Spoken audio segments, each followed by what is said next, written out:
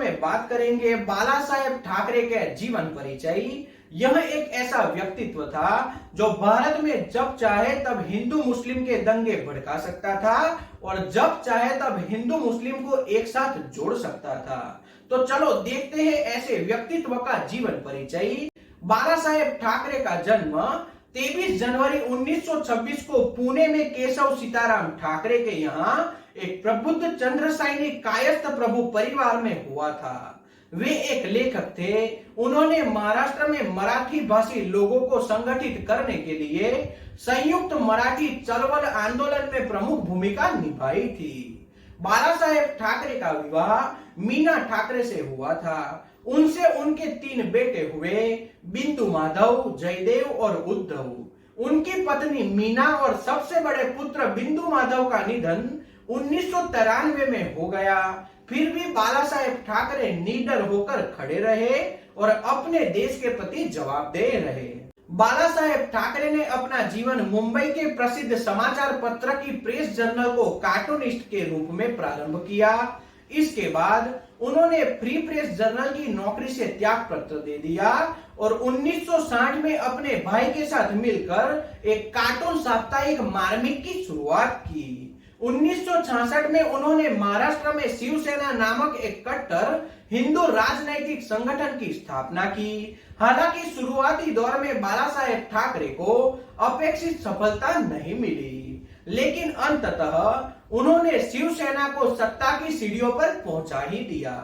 1994 में भाजपा शिवसेना के गठबंधन ने पहली बार महाराष्ट्र में अपनी सरकार बनाई। हालांकि 2005 में उनके बेटे उद्धव ठाकरे को अतिरिक्त महत्व दिए जाने से नाराज उनके भतीजे राज ठाकरे ने शिवसेना छोड़ दी और 2006 में अपनी नई पार्टी महाराष्ट्र नवनिर्माण सेना बना ली। बाला साहेब ठाकरे ने अपने उत्तेजित करने वाले बयानों के लिए जाने जाते थे और इसके कारण उनके खिलाफ सैकड़ों की संख्या में मुकदमे भी दर्ज किए गए थे। बाला साहेब ठाकरे यह एक ऐसा व्यक्तित्व था जो मुंबई में बैठे बैठे पूरे भारत और खासकर जम्मू कश्मीर के दंगे भी शांत करवा सकता था और आतंकवाद को भी खुली चुनौती देता था। उनके जीवन की इतनी ऐसी कहानियां हैं जिसमें देखा जाता है वह कभी भी किसी से नहीं डरे और जरूरत पड़ने पर उन्हें अपना सख्त रुख भी दिखाया। सत्ता में बैठे हुए केंद्र सरकार को भी चुनौती देने में वह बिल्कुल पीछे नहीं रहते थे। भारत में 1975 में इमरजेंसी लगाई गई। उस वक्त बाला साहेब ठाकरे को गिरफ्तार किया गया, लेकिन केंद्र सरकार की गिरफ्तारी से महाराष्ट्र में दंगे भड़क गए और उन्हें शांत करवाने के लिए बाला साहेब ठाकरे को जेल से रिहा करना पड़ा। तो इसी तरह से उनके चाहने वाले लोग भी उन्हें पसंद करते थे।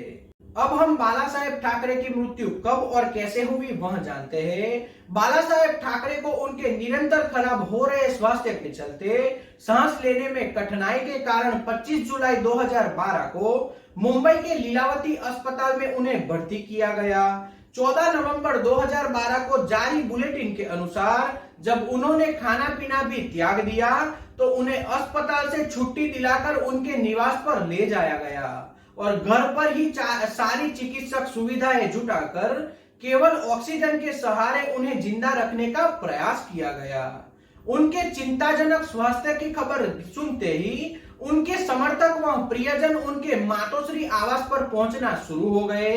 डॉक्टरों के अनुसार उनकी मृत्यु 17 नवंबर 2012 को हृदय की गति बंद हो जाने से उनकी मृत्यु हो गई और अपने देश के एक वीर पुत्र ने अपना जीवन देश के लिए समर्पित किया।